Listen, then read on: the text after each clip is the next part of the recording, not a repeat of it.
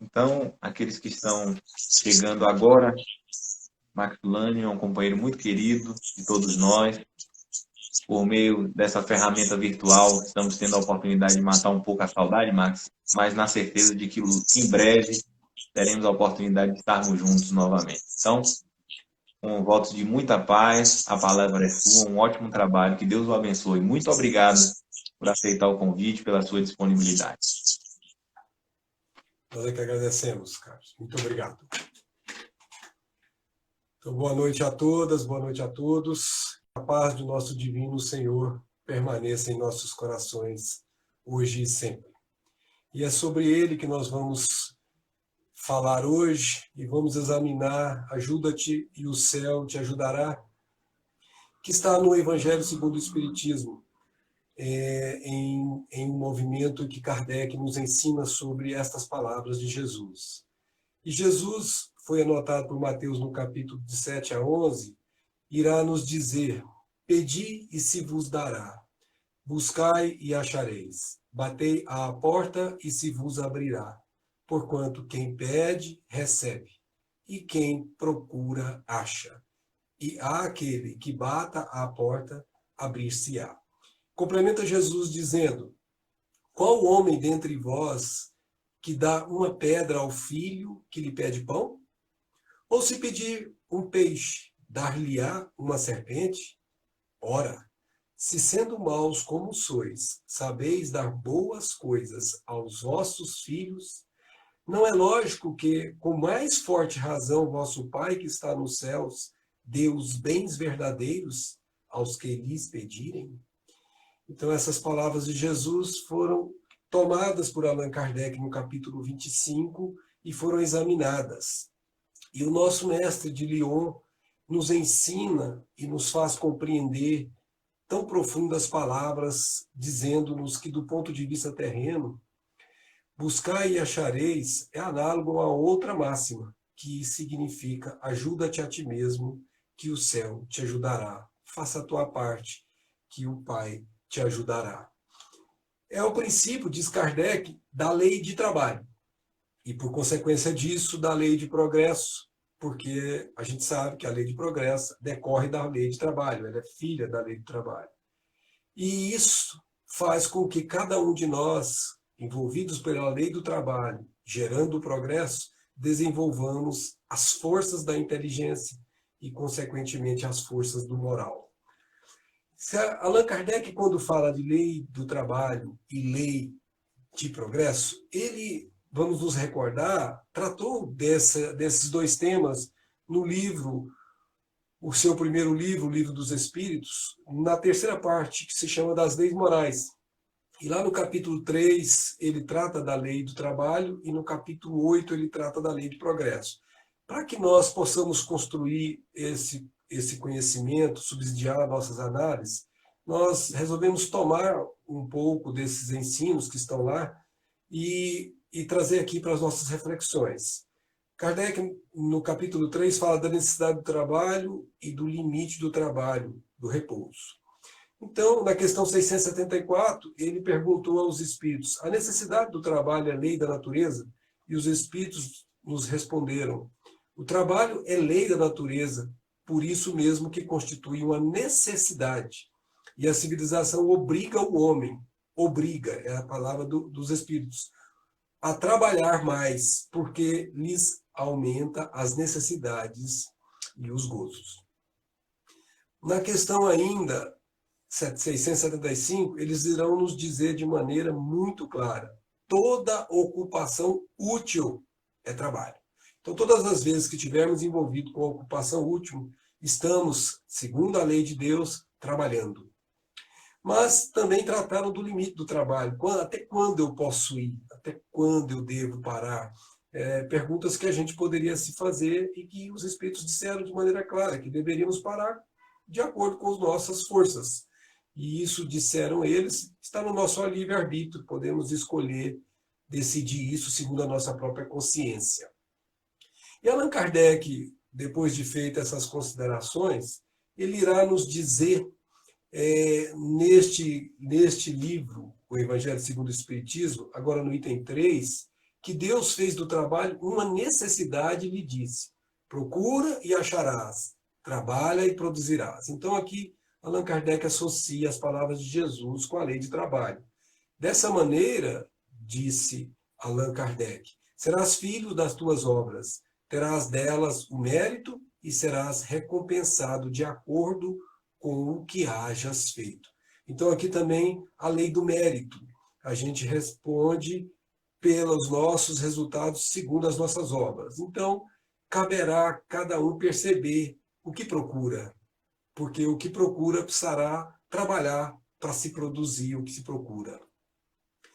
Os espíritos, disse Kardec, não vêm isentar o homem da lei do trabalho. Vêm unicamente mostrar-lhe a meta que lhe cumpre atingir e o caminho que a ela conduz, dizendo-lhe: anda e chegarás. Em outras palavras, faça a tua parte, que o céu te ajudará. Então aqui nós estamos percebendo claramente que compete a cada um de nós fazer aquilo que está na nossa alçada fazer para conquistar aquilo que se chama progresso.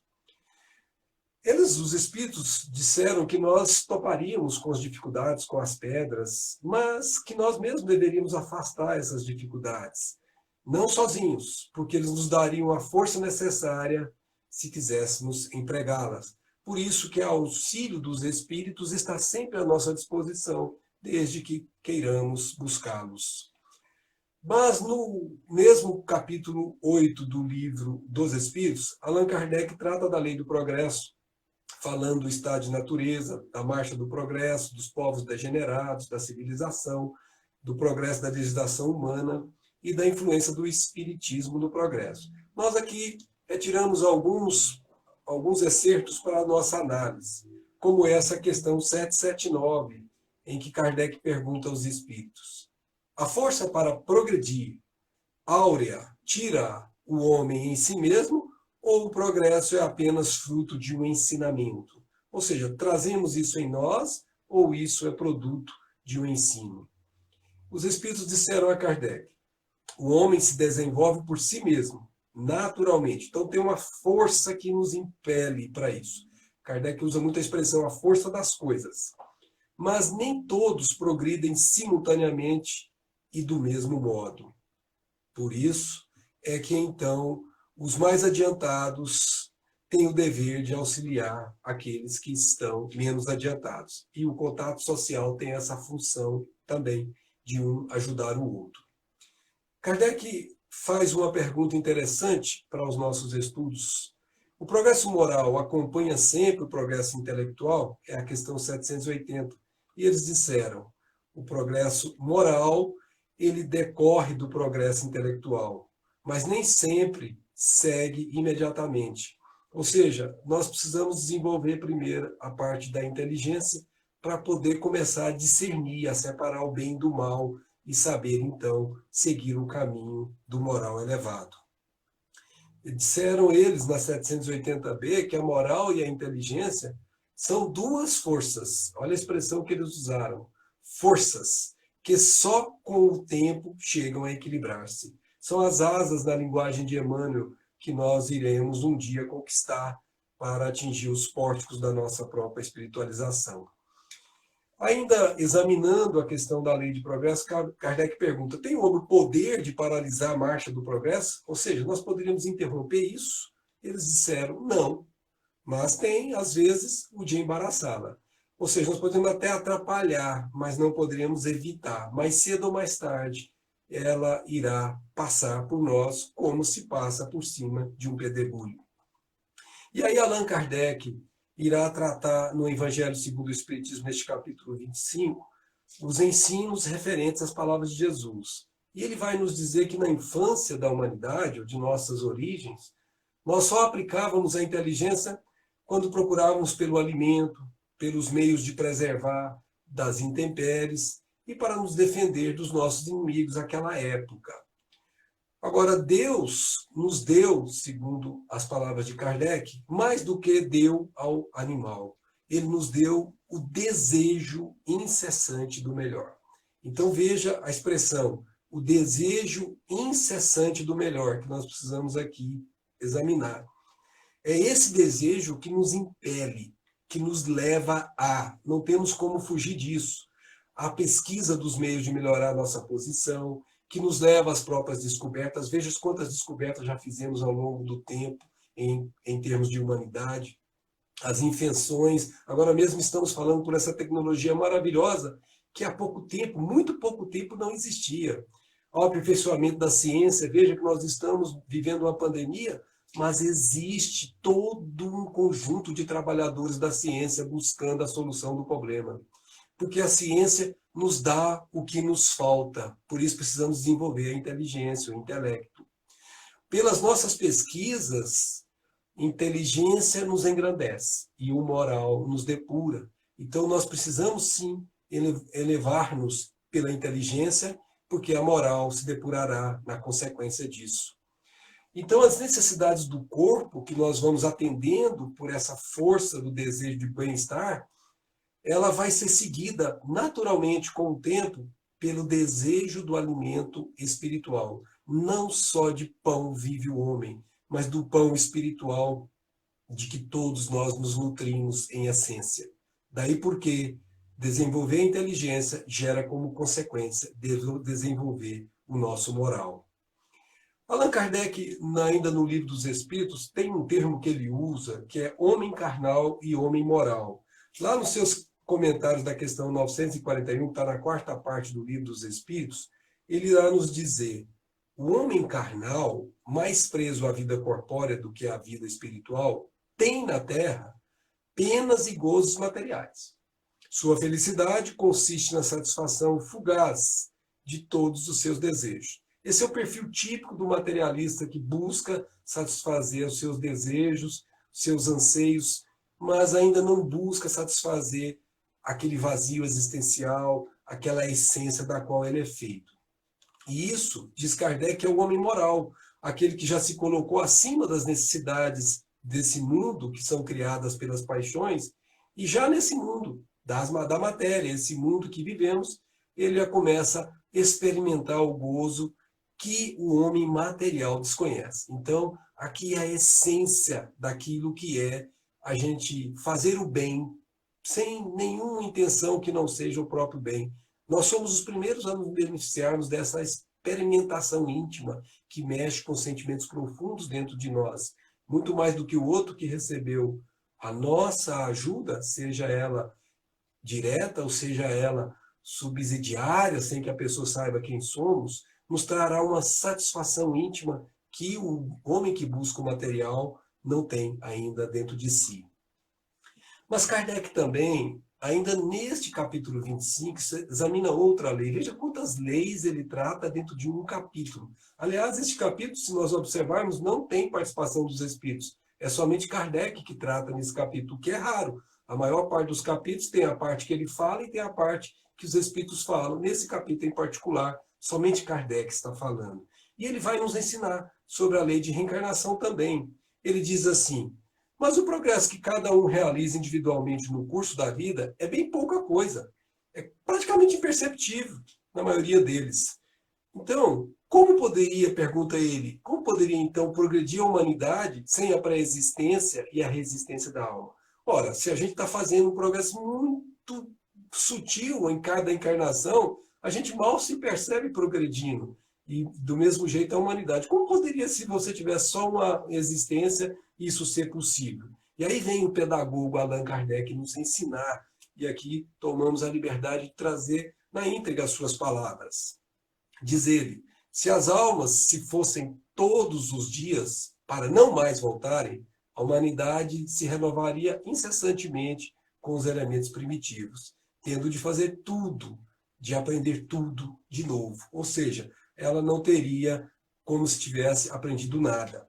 Não haveria, nesse caso, razão para que o homem se achasse hoje mais adiantado do que nas primeiras idades do mundo, uma vez que a cada nascimento todo o trabalho intelectual teria de recomeçar.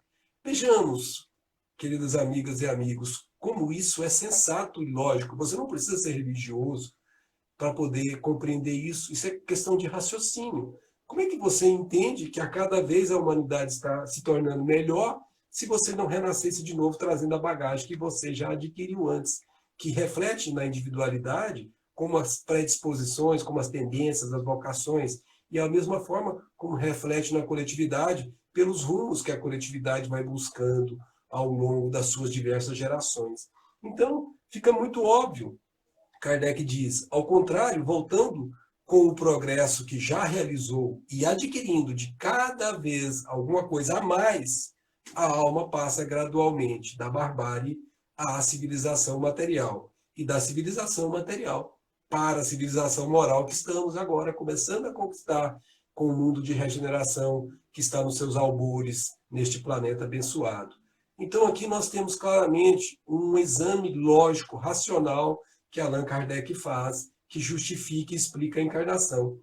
Mas nós precisamos nos lembrar de que Allan Kardec não falou de reencarnação como sendo o primeiro a falar. Sabemos que vários povos diziam muito sobre esses processos de reencarnação, muitos povos, aliás, os orientais em geral, são reencarnacionistas, ainda que com entendimentos um pouco diferentes dos nossos. E próprio Jesus tateou sobre esse assunto, porque ainda não estávamos prontos para ele, dizendo numa conversa que teve em determinado momento com um doutor da lei, e em que certo momento ele diz: o que é nascido da carne é carne, e o que é nascido do espírito é espírito. Não te admires de eu te haver dito, necessário vos é nascer de novo. Ora, essas palavras que foram notadas por João no capítulo 3, elas dizem claramente, para quem tem olhos de ver, o que é renascimentos sucessivos. É o que Kardec chamou de reencarnação. Nós aqui, dentro da doutrina espírita, tomamos isso muito naturalmente. Mas pessoas que não partilham desse conhecimento doutrinário, dessas leis da vida que nos foram trazidas com clareza por Allan Kardec, nós aqui, para nós isso é normal, muito natural. Mas para quem não conhece a doutrina espírita e ainda tem preconceito sobre a reencarnação, isso será interpretado de outra maneira. Mas não tenhamos dúvidas, se olharmos a fundo não há como fugir disso, porque nós temos claramente a lei de reencarnação como sendo um movimento da vida do qual a gente não tem como fugir. Uma hora estamos na dimensão espiritual, outra hora estamos na dimensão física. Descemos, passamos uma temporada aqui, fazemos o retorno, devolvemos o pó de onde o pó veio, que é o corpo, e voltamos como o espírito. Como disse Jesus, o espírito vem de Deus e não do próprio homem. Passamos uma nova temporada no mundo espiritual, voltamos a projetar uma nova passagem aqui na Terra, fazendo um novo corpo, de acordo com as nossas necessidades, tornamos a fazer uma nova experiência na Terra, teremos chances de errar e de acertar, e a cada vez que fazemos essas idas e essas voltas, estamos progredindo, porque estamos adquirindo bagagens. André Luiz, o espírito que escreveu para o nosso querido Chico, ele chamou o seu livro de Evoluções em Dois Mundos. Exatamente Evolução em Dois Mundos, porque você está ora na dimensão espiritual, que Kardec chamou de erradicidade, e ora na dimensão física.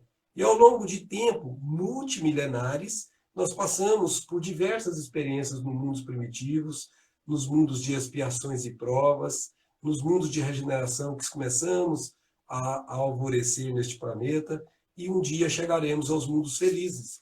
E com isso, nós temos um contínuo evolutivo que produz o progresso através do trabalho incessante do espírito. Mas foi Jesus mesmo que falou em determinado momento entre nós, e foi anotado por João no capítulo 8, conhecereis a verdade, e a verdade vos libertará. O que significa dizer que terá um momento que tudo que a matéria pode ensinar ao espírito, tudo, ela terá aprendida, o espírito terá transformado o conhecimento inicial em um conhecimento elevado, e isso chamará-se verdade. Ele terá conhecimento da verdade integral e não mais precisará reencarnar. E isso Kardec, muito inteligentemente, não deixou escapar para os espíritos. Porque na questão 170 de O Livro dos Espíritos, ele pergunta: o que fica sendo o espírito depois da sua última encarnação? E os benfeitores responderam: espírito bem-aventurado, puro espírito. Lembrando as palavras de Jesus, quando ele disse no Sermão da Montanha: bem-aventurados os puros de coração, porque eles, os que são com coração puro, verão a Deus. Então, nesse momento, quando nós atingirmos esse estágio evolutivo, seremos categorizados à conta de espíritos puros. Não teremos mais o mundo material a nos envolver. Habitaremos mundos celestiais. Moradas que hoje, nós aqui da Terra, do plano evolutivo que nos encontramos, ainda não temos como conceber, mas no momento apropriado iremos chegar lá. Precisamos, diante dessas informações profundas que Allan Kardec trouxe, num simples excerto, simples entre aspas, num excerto de uma profundidade enorme que Jesus nos proporcionou. Ele nos trouxe conhecimentos lógicos, raciocínios que permitem a nossa compreensão desta profundidade que são as palavras de Jesus. E nestas reflexões, ele termina esta parte deste item dizendo assim: do ponto de vista moral, essas palavras de Jesus significam: pedi a luz que vos clareie o caminho, e ela vos será dada. Veja que quando Jesus esteve entre nós, ele mesmo diz: eu sou a luz do mundo. Quem me segue jamais andará em trevas. Por isso, toda vez que nós pedimos o auxílio, o amparo de Jesus, nós recebemos essa luz a guiar nos nossos passos. E não temos como errar quando estivermos certos de que estamos realmente pedindo a luz que vem dele. Porque em determinado momento nós também emitiremos a nossa luz, porque foi ele mesmo que nos ensinou: brilha a vossa luz diante do homem, glorificai o vosso Pai que está no céu. Nós também, na medida que vamos evoluindo, vamos emitindo luz própria, e esta luz própria irá ser o lume de muitos outros que nos seguem, assim como nós tendo o lume de muitos outros a que estamos seguindo, e que todos estamos seguindo Jesus. Por isso, pede a luz, sem nenhuma economia, pede a luz em abundância, porque a luz será dada em abundância. Mas disseram ainda os espíritos que nós precisamos de forças para vencer certas tentações, para vencer o mal que vige. E eles disseram, através das palavras de Kardec: pedi forças para resistir ao mal, e tereis as forças. Então, estamos atravessando dificuldades pessoais, estamos vivendo momentos de isolamento, estamos afastados, estamos querendo nos deixar, pela insinuação da depressão, ser atingidos. Peçamos força em prece, em endereçamento de pensamento ao mais alto. E as forças nós as teremos. Foi aquilo que Jesus nos prometeu. Mas diz mais Kardec, na questão da visão moral dessas palavras de Jesus: pedir a assistência dos bons espíritos. Assistência, pessoal. Assistência é aquilo que você está pedindo para alguém te assistir naquilo que você não dá conta de fazer sozinho, naquilo que você está em dúvida, naquilo que você está com a sua fé abalada. Enfim, peça ajuda. Assistência é ajuda. E os espíritos virão acompanhar-nos, como o anjo de Tobias nos guiarão, disse Kardec. Ou seja, nenhum de nós está só. Mas para que nós estejamos assistidos por eles, é necessário que peçamos, porque a humildade é uma faculdade que precisamos desenvolver para que os espíritos possam servir-nos como arrimo nas dificuldades. Diz mais Allan Kardec: pedis bons conselhos, e eles não vos serão jamais recusados.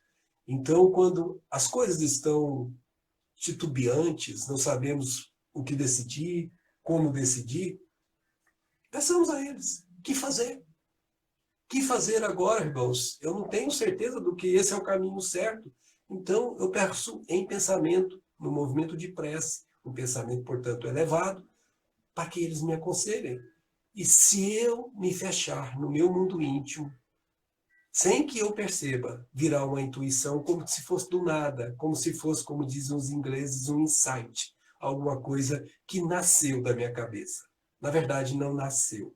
É uma provocação do mundo espiritual me fazendo atender naquele pedido de resposta. Então, peçamos sem economia, quando não tivermos certeza se devemos seguir o caminho A ou o caminho B, se devemos falar ou se devemos nos calar. Peçamos os bons conselhos, porque eles virão ao seu tempo. Enfim, diz Allan Kardec, batei a nossa porta, a porta dos espíritos, e ela se vos abrirá. Mas, adverte Allan Kardec, pedi sinceramente, com fé, com confiança e com fervor.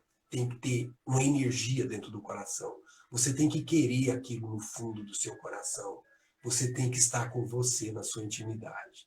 Aquilo tem que ser verdadeiro. Aquilo não pode estar ligado a coisas da matéria, que tem que estar ligado às forças da moral, tem que estar ligado ao seu crescimento espiritual, tem que estar ligado ao seu movimento de provas difíceis. Enfim, tem que estar ligado com as suas experiências necessárias. Se fizermos isso, não há como não sermos atendidos.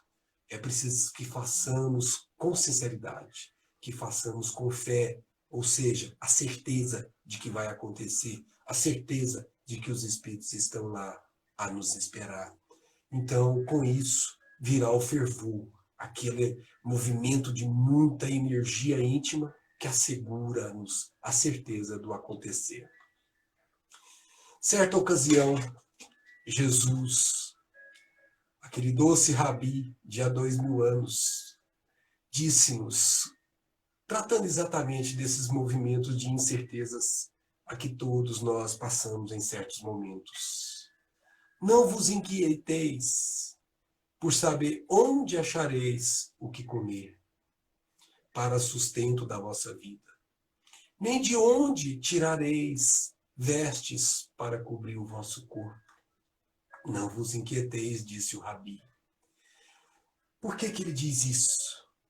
E ele faz uma comparação esplendorosa, que é um hino, é um cântico, é um poema. Olhai os pássaros do céu. Pensa nisso, gente. Paremos para olhar os pássaros do céu. Eles não semeiam, eles não ceifam, eles não guardam em celeiros. Mas vosso Pai Celestial os alimenta. E Jesus pergunta-nos, não sois muito mais do que eles? Não valeis muito mais do que os pássaros? É a pergunta dele. Então isso põe a gente a refletir, porque aqui da minha casa, de onde eu estou falando, todos os dias de manhã eu ouço os pássaros cantando com uma alegria natural, independentemente de como esteja o clima, de como esteja a situação do mundo externo. Eles vivem na certeza íntima, porque é instinto, de que tudo está sob o comando do Senhor da vida e que eles não deixarão de ter o que comer, o abrigo onde se colocarem. Mas eles não estão parados esperando chegar este abrigo ou este alimento. Eles saem à cata com o seu esforço próprio, do seu próprio sustento.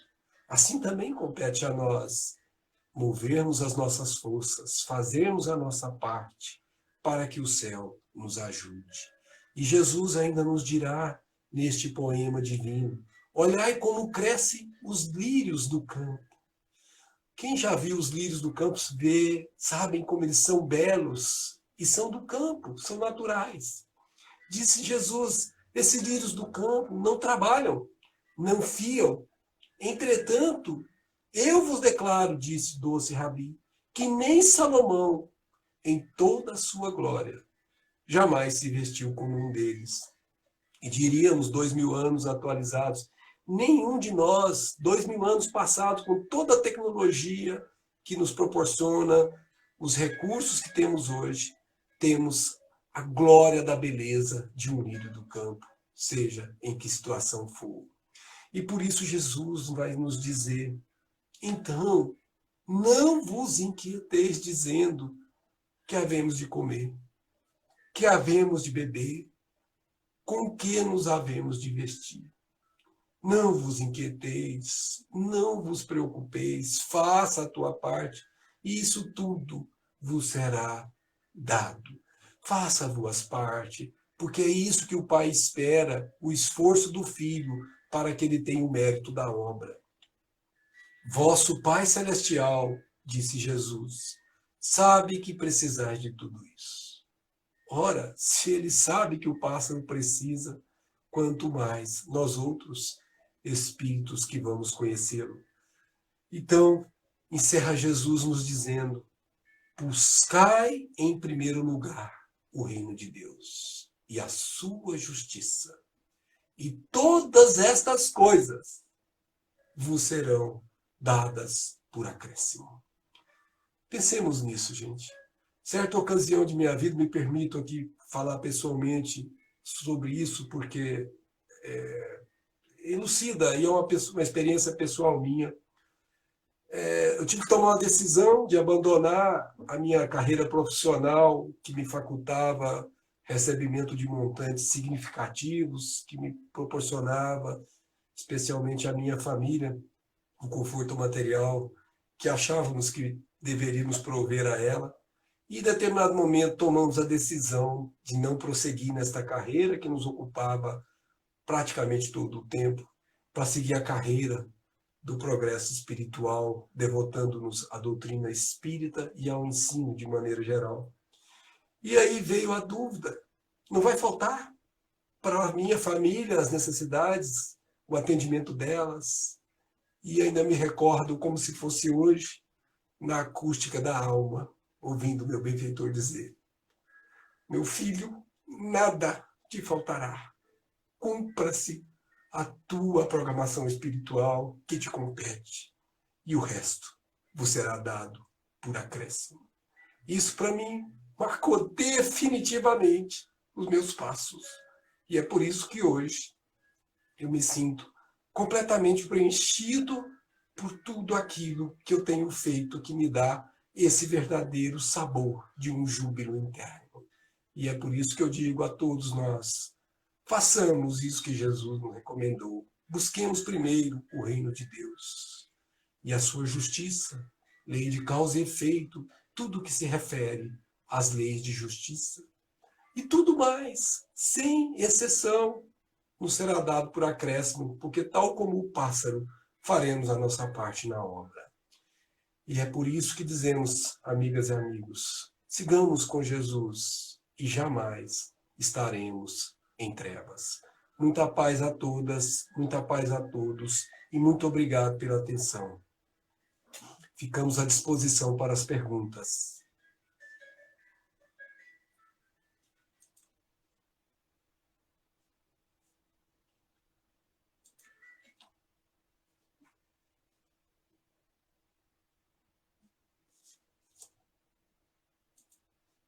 Carlos Henrique irá nos passar, eu estou aguardando aqui as perguntas que vierem e ficamos à disposição naquilo que pudermos responder.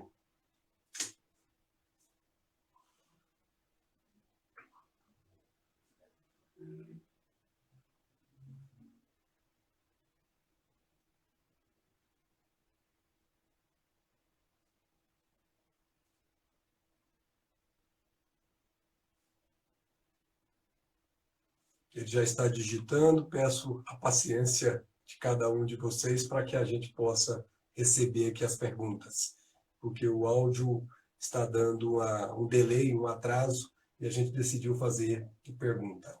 E a primeira pergunta que chegou é: não vos preocupeis com o dia de amanhã. Significa não sermos precavidos? De modo algum. Enquanto estamos aqui falando nesta palestra, nós tivemos que prepará-la ao longo da semana, porque não seríamos irresponsáveis ao ponto de chegar aqui de improviso, contando com a ajuda do mais alto, esperando que uma palestra saia sozinha. Nós tivemos que estudar o tema, com a nossa limitação, que é muito grande, mas com a condição de explanar. Nós temos sempre que fazer aquilo que se chama precaução. Se temos um período de chuva, temos que nos proteger da chuva. Se temos um período de sol, temos que nos proteger do sol. Não podemos pretestar nas palavras de Jesus para acharmos que não temos que fazer mais nada. Muito pelo contrário, temos sim que fazer a nossa parte. Isto é fazer a nossa parte para que o céu nos ajude. Agora, é muito diferente eu estar cuidando das coisas agora e estar vivendo esse futuro que nem aconteceu ainda, preso a ele, como se ele já estivesse acontecendo. Por isso que Jesus irá dizer nessa mesma passagem que basta ao seu dia o seu mal. Não devemos nos preocupar com o amanhã nesse sentido de antecipar problemas ou até mesmo de antecipar satisfações. Temos que nos antecipar, sim, no sentido de planejar, de ter estes recursos dentro de nós preparados, para que quando chegar o momento estejamos prontos para enfrentá-los com a garradia moral que precisamos. Temos uma outra pergunta. Quais hábitos devemos desenvolver para estabelecermos conexão segura e natural com a espiritualidade superior? Olha, a primeira resposta a esta pergunta é: faça ao outro o que gostaria que o outro te fizesse. Ama teu próximo como a ti mesmo. Regra de ouro. Procure cada um de nós examinar-nos intimamente. Quanto temos vivido para nós? Quanto temos vivido para o outro? Porque essas respostas íntimas nos darão a segurança de saber que estamos no caminho certo. Se a gente tem dúvidas, façamos a pergunta: se fosse Jesus, o que faria ele? Se fosse um espírito da envergadura de um Dr. Bezerra de Menezes, de um Francisco Cândido Xavier, de um Francisco de Assis, de uma Madre Teresa de Calcutá, não importa a religião, importa a elevação moral. O que fariam eles? Então essa é a condição mais importante para que a gente consiga ficar no caminho natural. Ao levantar, por exemplo, vou tomar a minha própria experiência, jamais eu consigo levantar sem uma prece de gratidão. Nada mais do que gratidão por mais um dia que a experiência me será oferecida para viver neste planeta. Por mais um dia que eu tenho um lar onde eu posso acordar dentro dele, uma família onde eu posso estar me rodeando deles e eles de mim, cada um de nós alimentando um ao outro espiritualmente. Então, esses movimentos de gratidão, de descer ao convívio humano, falando um bom dia, falando um muito obrigado, sendo gentil, preocupando-se com aquele que cruza o nosso caminho, que nunca cruza por acaso, sabendo que aquilo provavelmente é um movimento em que podemos tomar parte para ajudar alguém. Então, muitos são os movimentos de, vamos dizer assim, de movimentos de decisão pessoal que temos que tomar para poder permanecer nesse caminho que vai gerando, com a repetição, o hábito. Se eu passar a fazer, esqueci a prece hoje, mas eu me lembro e faço a prece logo em seguida, daqui a um tempo, a prece passa a ser hábito. Eu não estou mais nem pensando e a prece já sai espontaneamente. Então, a repetição leva ao hábito. Eu tenho que fazer isso primeiro por repetição, para depois o hábito se estabelecer e isso ser natural em mim, como respirar é natural. Eu já nem penso, porque o fato está acontecendo naturalmente. Então, esse movimento é muito importante. Cada um de nós precisa se examinar quanto a esses hábitos. Como disse Santo Agostinho, devemos fazer esse movimento de reflexão à noite para ver se esses hábitos foram seguidos. Uma outra pergunta nos chega. O momento atual tem gerado aflições variadas. De fato, tem. Qual a melhor maneira de atravessarmos esses dias difíceis? Basta ao seu mal que o dia ofereceu, porque tudo passa. E vamos nos lembrar, nenhum de nós está passando por essa experiência se não tivéssemos necessidade dela. Há 102 anos exatos atrás, nós tivemos a partida de um benfeitor espiritual que estava na Terra, porque nós tivemos uma pandemia semelhante a essa, que ceifou, segundo os historiadores, 50 milhões, vou repetir, 50 milhões de vidas. Nós ainda não chegamos nem perto dessa casa de 1 milhão. E naquela época, nós tivemos 50 milhões de óbitos por causa de uma pandemia chamada gripe espanhola, que de espanhola não tinha nada, porque ela nasceu, na verdade, lá nos Estados Unidos da América. E essa gripe foi enfrentada por uma humanidade muito mais despreparada cientificamente do que a nossa. E 102 anos atrás, não sabemos se estávamos encarnados ou desencarnados, passamos por aquela experiência. Mas aquela experiência, Eurípides Barçanufo viveu doando a sua própria vida à vida daqueles que estavam adoentados. Ele, na condição de ajudante, contaminou-se e veio a desencarnar por essa pandemia. Então, entreguemos a Deus, porque todos nós sabemos que não há acaso. Se a nossa hora chegar de voltar para o plano espiritual, não terá nada de estranho nisso. Nós iremos voltar para o plano espiritual porque chegou a hora. Se a nossa hora não chegou, não iremos para o plano espiritual antes. Agora, isso não nos autoriza a ser desprecavido, a fazer as coisas aleatórias. Não, nós temos que tomar a referência da ciência para nos protegermos e proteger os demais irmãos de caminhada. Então, nós temos que ter os cuidados, independente de saber se vamos voltar ou não vamos voltar, porque essa é a nossa responsabilidade perante os nossos irmãos de caminhada. Então, em outras maneiras, deixa com Deus. Deus sabe o que está fazendo. Vamos fazer o que nos compete. Temos agora essa palestra nos compete. Vamos gastar tempo com ela, vamos gastar tempo com coisas elevadas e não perder nossas importantes horas examinando esses temas que nós não podemos atuar sobre ele. Quem de nós será capaz de demover esse vírus, senão os estudiosos que estão no caminho? Então, a nós outros não compete ficar falando sobre isso. É melhor fazer o que é útil, que muito mais resultado teremos. Uma outra pergunta nos chega: como o espírita pode contribuir para a divulgação do Consolador em meio à pandemia? A melhor maneira de divulgar, não tenha dúvida, é o exemplo. Como eu estou vivendo essa pandemia? Eu sou aquele que estou angustiado, desesperado. Ai, meu Deus, eu vou morrer, eu vou fazer... Ai, meu Deus, vai morrer minha mãe. Ai, eu estou vivendo dessa forma ou eu estou sereno, sabendo que eu não posso mudar a pandemia, porque ela não está na minha alçada, mas que eu tenho que fazer a minha parte com tranquilidade. E aqueles que tiverem a mim como referência, que me conhecerem, irão se inspirar nessa minha serenidade ou nessa minha angústia. Então, eu é que defino pelos meus próprios exemplos como é que eu posso disseminar o conhecimento do Consolador prometido, porque ele disse que nós devemos ser mansos e humildes de coração. Então, quando nós vivemos essa situação com essa força moral de sermos mansos, de sermos serenos, nós estaremos repercutindo o Evangelho de Jesus como cartas vivas, na linguagem de Paulo, para os outros que nos veem.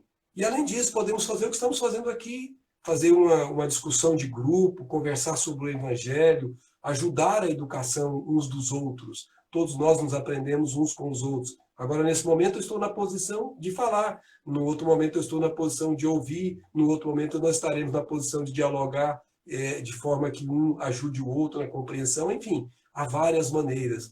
O que nós não deveríamos, não poderíamos, para ser mais exato, é influenciar o outro para o mal, porque isso agrava a vida do outro e agrava a nossa própria vida. Como disse Jesus, são cegos conduzindo cegos, ambos caem no fosso. Então nós jamais deveremos levar aos nossos irmãos aquilo que não seja serenidade, que não seja fé, que não seja paz. E isso tanto pelo modo que vivemos, como pelas expressões das nossas palavras articuladas. Então, nós podemos chegar ao final, pessoal, porque nosso tempo já é aproximado. E aqui eu gostaria de agradecer pessoalmente ao Barreto, que nos convidou, agradecer ao Carlos Henrique, que conseguiu acalmar nosso, vamos chamar assim, temor dessa tecnologia que era usar o Instagram pelo o nosso querido celular, que tínhamos usado até agora só o computador, mas o Instagram não funciona. Então, quando ele me falou, eu falei, nossa, não tenho nenhuma experiência nisso. Eu quero pedir desculpa a vocês, qualquer desvio aí, que é a primeira vez que estamos fazendo pelo Instagram. Tínhamos feito por outras plataformas, mas não pelo Instagram. Agradecer pela atenção de todos e, obviamente, pedir a todos que não deixem de ser exemplo para os que os cercam. Busquem colocar a verdadeira doutrina espírita em prática. Nós que já conhecemos, temos o dever de sermos para os demais exemplos edificantes, exemplos construtivos. E nesse sentido, nós podemos conduzir, se nos permite o Carlos Henrique, para a prece final. Tudo bem, Carlos?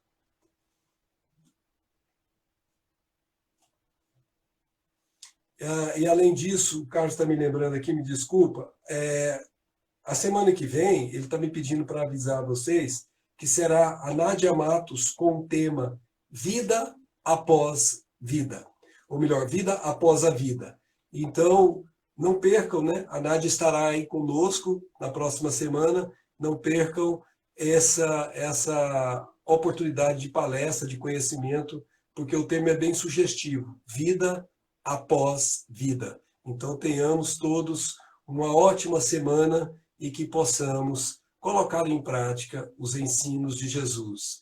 Buscar primeiro o reino do Deus, buscar primeiro a sua justiça, na certeza de que todo mais nos será dado por acréscimo, na certeza de que, fazendo a nossa parte, o céu nos ajuda.